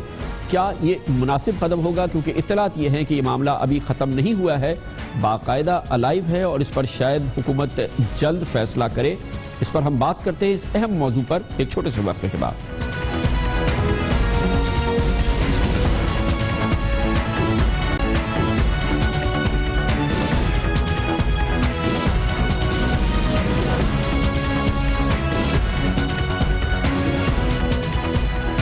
एक बार फिर भरपूर अंदाज से ये इत्तलात गर्दिश कर रही हैं कि साबिक chief of army staff general retired Raheel Sharif Saudi सरबराही में 39 रुकनी फौजी इत्तेहाद के कमांडर इन चीफ बनने जा रहे हैं और इस सिलसिले में कुछ इब्तिदा भी हुई है। इससे पहले जब ये बात सामने आई थी तो इस हवाले से मुल्क में एक बहस शुरू हुई थी, एक डिबेट शुरू हुई थी। आम ख्याल ये था पाकिस्तान के इंटेलेक्चुअल्स का, तज्जिया निगारों का, हत्ता के सियासतदानों का कि इस हवाले से बहुत सोच समझ के फैसला करना चाहिए, लेकिन ख्याल यही था कि ये मुनासिब अमल नहीं होगा क्योंकि एक जौहरी मुल्क में इंतहाई अहम और हसास ओहदे पर तैनात शख्सियत का बैरून मुल्क किसी फौजी इत्तेहाद का सरबराह बनना कई सवालात अपने लिए रखा हुआ होगा। और ये बहुत इंपॉर्टेंट बात होगी क्योंकि जनरल राहील शरीफ बहरहाल पाकिस्तानी फौज के सिपाह सालार की हैसियत से रिटायर हुए हैं। अब वो कोई और यूनिफॉर्म पहने, वो किसी और कमांड में काम करें, किसी और सरजमीन पे जाएं, फिर पाकिस्तान के अपने मारूजी हालात, पाकिस्तान के खित्ते के हालात, पाकिस्तान के ईरान से और सऊदी अरब से ताल्लुकात, यकीनी तौर पर पाकिस्तान के सऊदी अरब के साथ इंतहाई करीबी ताल्लुकात हैं, बहुत ही अजीज और अजीम बरादराना ताल्लुकात है। लेकिन बहरहाल पाकिस्तान का ईरान एक बरादर हमसाया मुल्क है, एक कलीदी हमसाया मुल्क है। और फिर जो बारूजी जो दुनिया के हालात है, आलमी सियासत के हवाले से ईरान और सऊदी अरब का जो एक दूसरे के साथ रवैया है, जो उनका एक दूसरे के साथ ताल्लुकात का स्टेटस है, क्या पाकिस्तान उसका एक फरीक नहीं बन जाएगा? और जब जनरल राहील शरीफ उस फौजी कमांड को संभाल लेंगे जो दरअसल सऊदी अरब की कमांड में है और जिसके हवाले से ईरान को शदीद तरीन एतराज़ात हैं और अपने तहफ़्फ़ुज़ात हैं। इस हवाले से बात भी बहुत अहम है कि जनरल रिटायर्ड राहील शरीफ ने अपने 3 साला दौर में सऊदी अरब के 5 सरकारी दौरे किए थे। वो सऊदी अरब से यकीनी तौर पर बहुत करीब थे, पाकिस्तानी सब सऊदी अरब से बहुत करीब है, लेकिन जनरल राहील शरीफ अपने सरकारी हैसियत में सऊदी फरमारवा से उनकी मुलाकातें भी हुई इन 5 दौरों के दौरान। जबकि GHQ में सऊदी वज़ीर ख़ारजा आदिल अल जबीर और एक सऊदी वज़ीर दिफा जनाब शहजादा मोहम्मद बिन सलमान 2 मरतबा खास तौर पर तशरीफ लाए, जहाँ पे उनकी चीफ ऑफ आर्मी स्टाफ के साथ तन्हाई में तवील मुलाकातें भी हुई हैं, जिसमें इत्तलात के मुताबिक बार बार ये बात डिस्कस की जा रही थी कि जनरल राहील शरीफ इस फौजी इत्तेहाद की कमान संभालें, जिसमें फिलहाल पाकिस्तान सरकारी तौर पर शामिल भी नहीं हुआ है। और ये एक बहुत अहम मामला है। 1.5 महीने पहले साबिक आर्मी चीफ जनरल राहील शरीफ की मुबैना तौर पर सऊदी शाही तैयारे में पाकिस्तान से रवानगी और सऊदी अरब में सरकारी प्रोटोकॉल और फिर इस पर वज़ीर दिफा जनाब ख्वाजा मोहम्मद आसिफ और जनरल राहील शरीफ से करीबी ताल्लुक का दावा करने वाले जनरल रिटायर्ड अमजद शेख के बयानात के बाद पाकिस्तान के मीडिया में, सोशल मीडिया पर इस हवाले से क़यासाराइयाँ शुरू हो गई थी और बहुत बड़ी और इंटेंस डिबेट थी जो सामने आई थी, जिसमें कि दोनों तरफ की राय शामिल थी।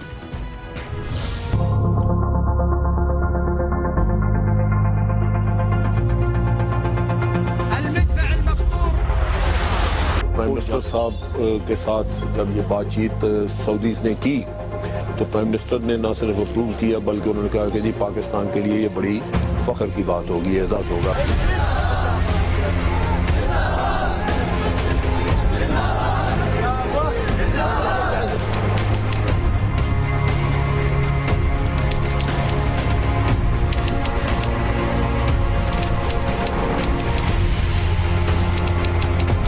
की हमारी हुकूमत की मंशा शामिल होगी, सारी क्लियरेंस होती है।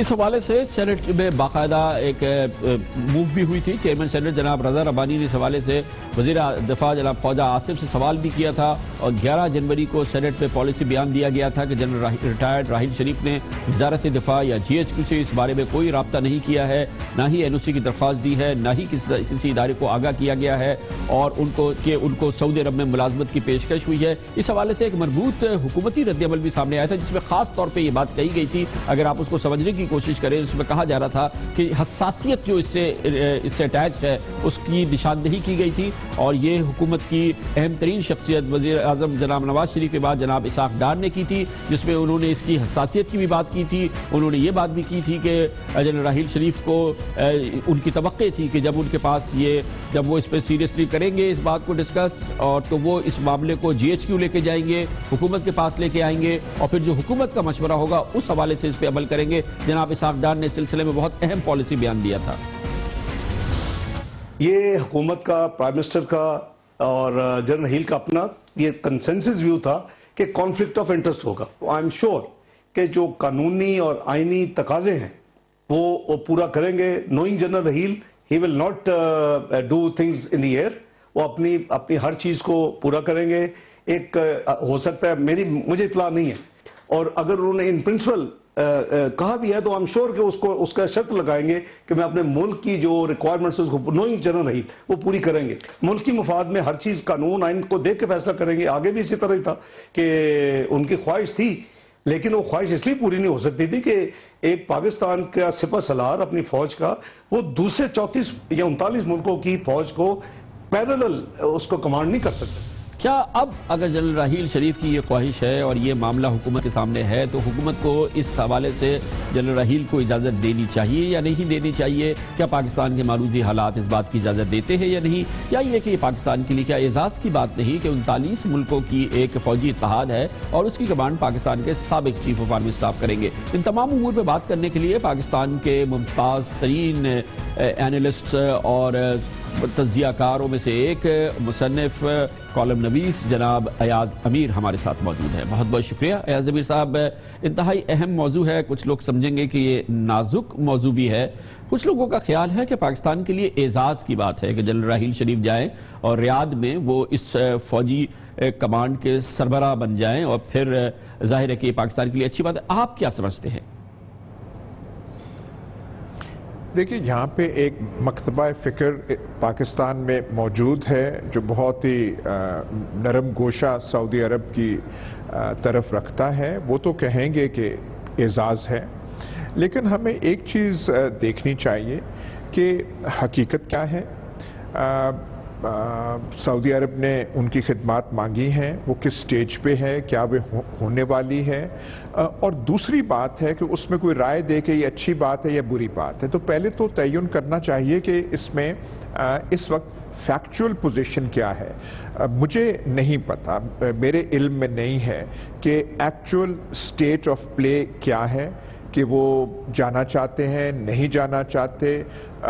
इतना मुझे पता है कि अगर सऊदी अरब और उनके फरमान रवा हुकूमत जो है पाकिस्तान से वो कहे कि हमें चाहिए, तो क्या हम समझते हैं कि नवाज शरीफ साहब इनकार करेंगे उसका? तो पता नहीं है कि अच्छा, आपके ख्याल में हमारे कौमी मफादात कहाँ पे है कि उसके लिहाज से अगर हम जज करने की कोशिश करें, छोड़े नवाज शरीफ साहब को, हम और आप फैसला करते हैं ना, सोचते हैं हमें इजाजत है बात करने की। देखिए, इस वक्त मशरक़े वुस्ता में दो महाज जो हैं बरसरे बेकार हैं। एक महाज जो है जिसका फॉर्मल शक्ल नहीं है लेकिन हमें पता है कि वो वहाँ पे मौजूद है, उसकी इनफॉर्मल सरबराही सऊदी अरब कर रहा है। दूसरा एक महाज है जिसमें ईरान है, हिजबुल्ला है, शाम है और उसके साथ रूस की सपोर्ट है। वो बिल्कुल उनकी जो पोजीशन है मुख्तलिफ है। आप अगर 36 या 38 या 39 मुल्की एक जो है एक कोalition उसके सरबराह बन रहे हैं और आप पाकिस्तान के साबका आर्मी चीफ रहे हैं, तो वाज़े तौर पे आप उस धड़े के साथ शामिल होंगे जो कि मुतसादम है, जो बरसरे पेकार है उस दूसरे धड़े के साथ। क्या पाकिस्तान को ऐसा करना चाहिए? क्या हमारे मुफाद में है? हमें उससे हासिल क्या होगा? तो इस झमेले में जो मशरक़े वुस्ता में एक किस्म की सेक्टेरियन अलायंसेस बन चुकी हैं, एक का सेक्टेरियन डिनोमिनेशन एक है, दूसरे का एक है, पाकिस्तान को नहीं पढ़ना चाहिए। हमें अपनी बीमारियां बहुत सारी लाहक हैं, बहुत सारे हमें प्रॉब्लम्स हैं, तो इस चीज़ में हमें और ज़मीर साहब हमारे यहाँ एक और भी जब इसकी बात होती है तो इस पहलू की भी बात होती है कि ईरान के साथ हमारे आइडियल ताल्लुकात नहीं हैं और बाज़ लोग ये समझते हैं कि होने चाहिए। एक हमारा ब्रदर मुल्क है, फिर मुल्क के अंदर जो हमारी आबादी है उसमें जो तनासुब है मुख्तलिफ फ़िरक़ों का, उस हवाले से जो आलमी सूरत हाल है और जो फिर तारीख़ी सूरत हाल है, उस हवाले से भी एक सेंसिटिव इशू है ना कि हम किस तरफ जाके लग जाएं। मैं तो यहाँ तक कहूँगा कि अगर वो जो एक सेक्शन है मुसलमान, वो जो एक फ़िरका वारियत, उसका एक आदमी भी ना हो, फिर भी पाकिस्तान को ये जो मशरक़े वुस्ता में जो झमेला पड़ा हुआ है, एक महाज कोalition इस तरफ है, एक उस तरफ है, इसमें सऊदी अरब है, कतर है, हमारे जो इमारात के दोस्त हैं, भाई हैं, वो हैं, दूसरी तरफ शाम से लेके रूस तक हैं। इस चीज़ में नहीं पड़नी चाहिए। हमारी तो कोशिश होना चाहिए कि ये निफाक, ये डिवीज़न, ये कम हो। हम जो है आलमी तनाजुर में मजाक हम बनेंगे, मजाक से देखे जाएंगे। हमें तो ये करना चाहिए। अच्छा, एक और चीज़ है, यूनिटी पैदा की जाए। थोड़ा सा इससे हटके कि आखिर हमें क्या हमारी अफवाज के इस लेवल के ऑफिसर्स को, बल्कि किसी को भी, आपको पता है अमेरिका में, दूसरे मुल्कों में ये कानून है कि कोई भी शख्स जो कि फौज से रिटायर होगा वो किसी भी मुल्क से किसी किस्म की सरकारी, गैर मुल्क से कोई सरकारी बरात नहीं ले सकता, कोई सरकारी फ़ायदा नहीं ले सकता, कोई सरकारी रकम नहीं ले सकता, सारी ज़िंदगी नहीं ले सकता।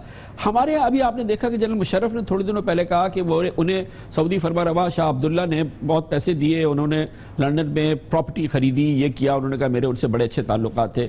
अब ये बात हो रही है, जनरल राहिल शरीफ हमारे कौम के हीरो हैं और हर सूरत में इनकी बड़ा वक़ार है, बड़ी मोहब्बत है जनरल राहिल शरीफ है, मगर अब एक और हमारे आर्मी चीफ जाएं, सऊदी अरब की नौकरी करें, वहाँ पर जाके फिर वहाँ की यूनिफॉर्म पहने, वहाँ पे सलूट करें। क्या ये हमें ज़ेब देता है? हमारी इतनी डिग्निफाइड फोर्सेस के लोग जब रिटायर हो जाएं, फौरी तौर पे वो किसी फॉरेन कंट्री को से भरपूर मरात ले रहे हों, ज्वाइन कर लें उन्हें।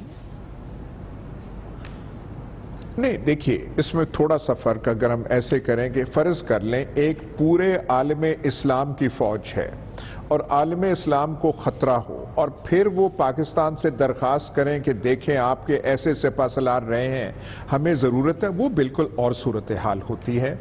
जर्मनी में फ़र्स्ट वर्ल्ड वॉर के बाद उनके कमांडर आर्मी के फील्ड मार्शल फॉन सीक थे।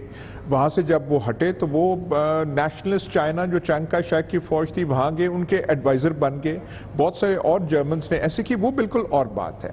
पर ये इस वक्त जो है वहाँ पे एक जंग का मैदान है और एक किस्म का सेक्टेरियन महाज बने हुए हैं। इस सेक्टेरियन इंटरनेशनल कॉन्फ्लिक्ट में पाकिस्तान को बिल्कुल कोई शायबा नहीं होना चाहिए कि पाकिस्तान इस तरफ है या इस तरफ है। कतई नज़र इसके कि हमारे ताल्लुकात ईरान से अच्छे हैं या बेहतर होने चाहिए, इस झमेले में पाकिस्तान को पड़ना नहीं चाहिए। लेकिन अच्छा, एक और चीज़ जो मैंने अर्ज़ किया, हमारे जो इतने टॉप मिलिट्री पर्सनल्स हैं, रिटायर्ड ऑफिशल्स हैं, किसी गैर मुल्क से अपनी रिटायरमेंट के बाद कोई मरात लेनी चाहिए, कोई उनसे, व्हाट डू यू थिंक?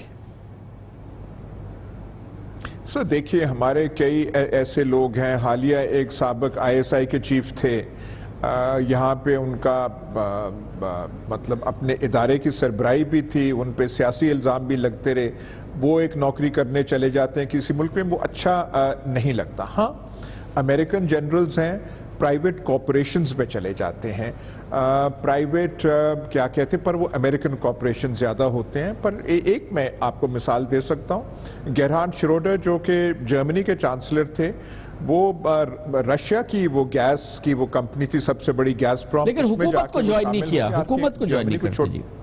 بہت بہت شکریہ جناب ایاز امیر ہمارے ساتھ تھے. کمر سے بریک اور اس کے بعد ایک بار پھر ہم لاہور بلاسٹ کی طرف جائیں گے جس میں کہ ابھی تک مسٹری کا ایلیمنٹ ہے جو برقرار ہے. اس کے علاوہ ایک بہت اہم موضوع ہے, فیصلہ کرنا ہے کہ پی ایس ایل لاہور میں کیا جائے یا نہیں. ان پہ سب پہ بات کرتے ہیں چھوٹے سے وقفے کے بعد.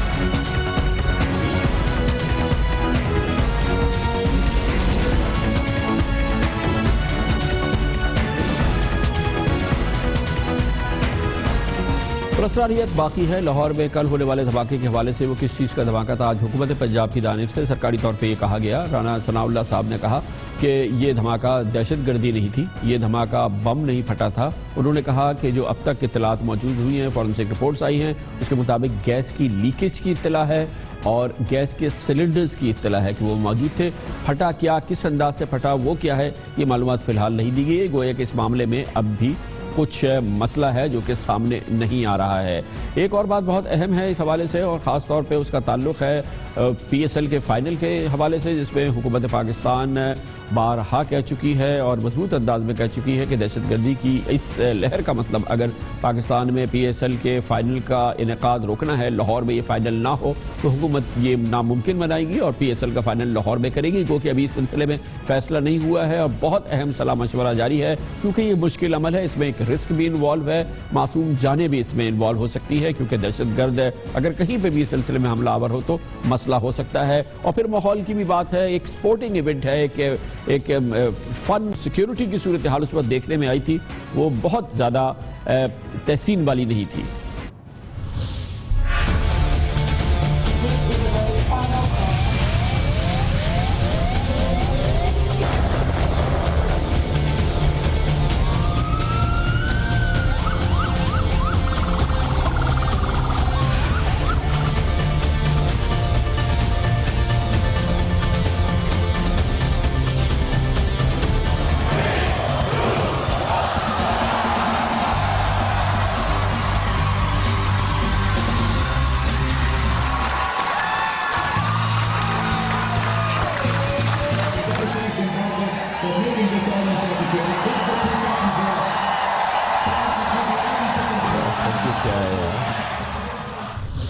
کیا اس سلسلے میں حکومت پنجاب کو پی ایس ایل ہونے دینا چاہیے, اور کیا خیال ہے ماہر اور تجربہ کار پولیس آفیسرز کا کہ کل کا دھماکہ کیا ہو سکتا ہے؟ اس پر بات کرنے کے لیے ہمیں جوائن کیا ہے جناب خواجہ خالد فاروق نے, جو سابق انسپیکٹر جنرل پولیس ہے اور نیکٹا کے چیئرمین بھی رہ چکے ہیں.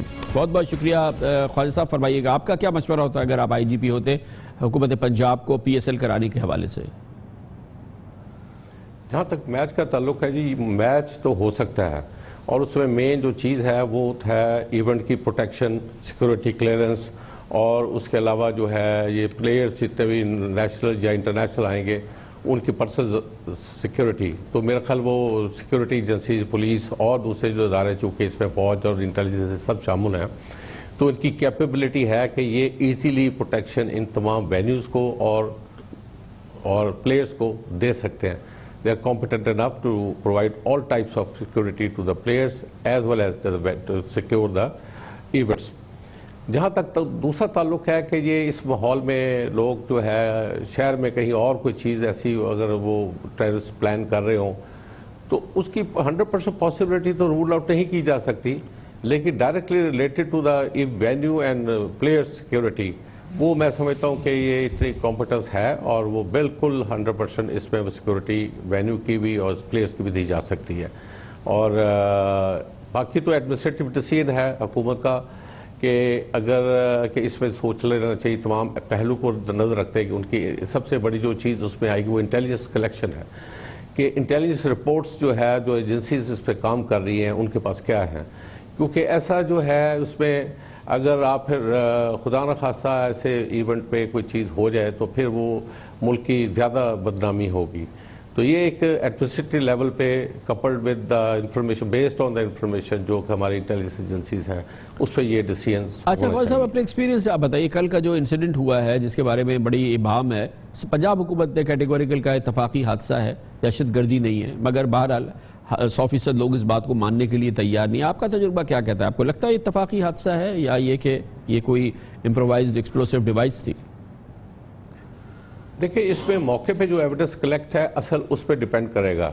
آپ کا نارملی سلنڈر پہ اتنا زیادہ وہ آج تک چونکہ واقعہ نظر میں نہیں ہوا سلنڈر پھٹنے سے، اس لیے ڈاؤٹس کریٹ ہوئے، اور فوری طور پر جو تھا پولیٹیکل لیول پہ لا منسٹر صاحب نے اس کا سٹیٹمنٹ دے دیا، جو کہ ایک پروفیشنل جو ڈپارٹمنٹ جو پولیس جس کا کام ہے، جس کے وہ آفٹر کلیکٹنگ دا ایویڈنس اور سارا کچھ ایگزامن کرنے کے بعد سٹیٹمنٹ یہ ان کی طرف سے آنا چاہیے۔ اب جب آپ سٹیٹمنٹ اس طرح دے دیتے ہیں تو خام خواہ اگر صحیح بھی کہہ رہے ہوں تو خام خواہ اس کا ڈاؤٹس کریٹ ہوتے ہیں۔ تو اس حوالے سے میں یہ سمجھتا ہوں کہ پاکستان یہ پنجاب کی جو فورینسک سائنس لیبارٹری ہے وہ جو بھی اس کا اوپینین دیں گے that should be treated as a professional evidence, تو اس کی طرف فائنل جب تک آ جائے گی تو ایویڈنس کلیکٹ کرنے کے بعد تو پھر اس کا کہہ سکتے ہیں۔ چند ایک چیزیں ہیں جو کہ اس میں شروع میں محسوس ہوتا ہے کہ یہ کیسے ہو گیا، مثلا لوکیشن جو سلیکشن آف جو تھی اس کی لوکیشن کی اور ٹائمنگ جو تھے، نارملی وہ ٹیررس کا وہ پیٹرن جو ہے ہمیں پیٹرن دیکھنا پڑتا ہے، پاکستان میں ابھی تک تو وہ پیٹرن نظر نہیں آیا کہیں بھی۔ تو یہ پہلی نوعیت کا واقعہ ہے، ہو سکتا ہے اس میں کچھ ایلیمنٹس اگر وہ واقعی ہوا ہے تو کیونکہ اس پہ کلیم بھی کسی نے نہیں کیا ہے، لیکن بہرحال جب تک یہ فائنل اس کی پراپر انویسٹیگیشن کی جائے تو پھر اس کے بعد حتمی رائے دی جا سکتی ہے۔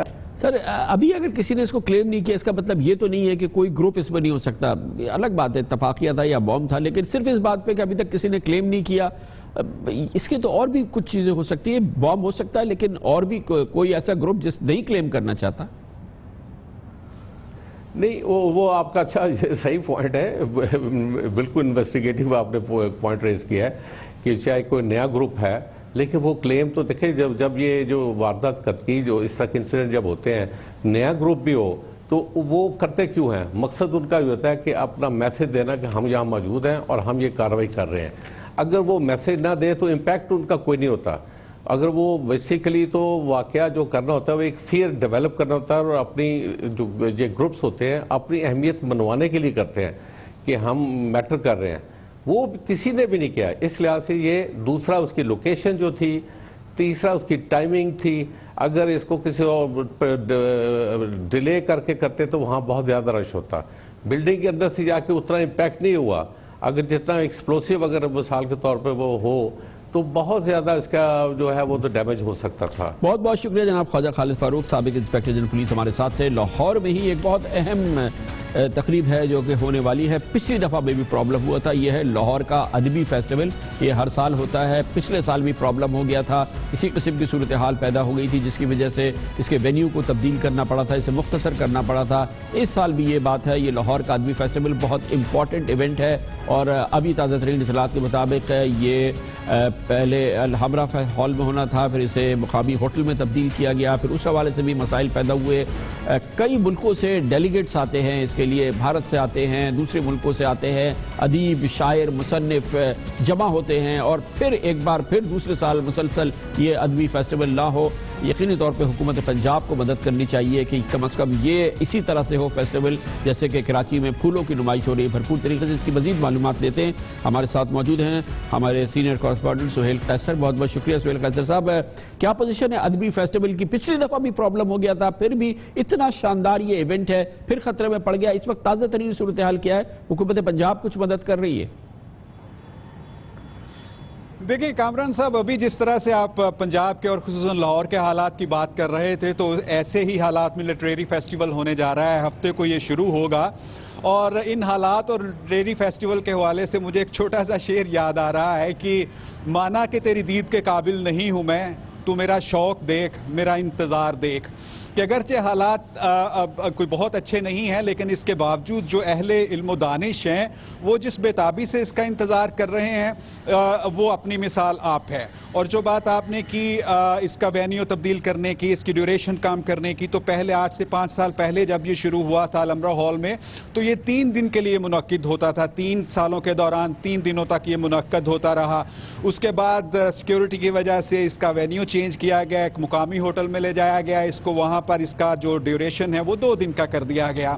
اور اب یہ جو 5واں لٹریری فیسٹیول کل سے شروع ہونے جا رہا ہے، اس کا دورانیہ 1 دن کا کر دیا گیا ہے، کیونکہ جو حالات ہیں اور جس طرح سے سیکیورٹی تھریٹ ہیں اور پھر پوری دنیا سے یہاں پہ اس میں دانشور اور ادیب آتے ہیں، اور اگر میں یہ کہوں کہ یہ فائنڈنگ فیکٹس ان باکس کا جو تسلسل پاکستان میں ایک دیکھنے کو مل رہا ہے تو شاید یہ غلط نہیں ہوگا، لیکن یہ بھی تھوڑا سا حالات کی بھینٹ چڑھتا دکھائی دے رہا ہے، اور ایسے میں منتظمین جو ہیں ان کے حوصلے، ان کے جذبے اور جو متعلقہ اہلکار ہیں، جو متعلقہ ڈپارٹمنٹ ہیں، ان کے تعاون کو یقیناً سراہا جانا چاہیے کہ اس فیسٹیول کا انعقاد تو ایسے ہی ہے کہ جیسے کسی صحرا میں بھٹکتے ہوئے انسان کے سامنے بالکل کوئی ایک دم سے نخلستان سان موجود ہو کہ جہاں وہ چند لمحے بیٹھ کر سستا لے، جہاں وہ چند لمحے بیٹھ کر ریلیکس فیل کر لے، کہ جس طرح کے حالات کا جی ہاں بالکل صحیح آپ سہیل قیصر صاحب کہہ رہے ہیں، مگر بھرپور طریقے سے پھر بھی ہونا چاہیے تھا، یہ مختصر کر دیا، 3 دن کا فیسٹیول 1 دن کر دیا، چند گھنٹوں کے لیے صرف نام کے لیے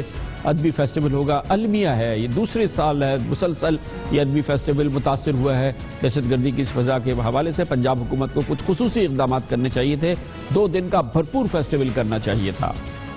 اس کے ساتھ ہی ہمارے آج کے پروگرام کا اختتام ہوتا ہے۔ سیٹرڈے سنڈے کی ہفتہ وار تعطیل رہتی ہے، پیر کو انشاءاللہ آپ سے پھر ملاقات ہوگی۔ پیر تک کے لیے کامران خان کو اجازت، اللہ حافظ و ناصر۔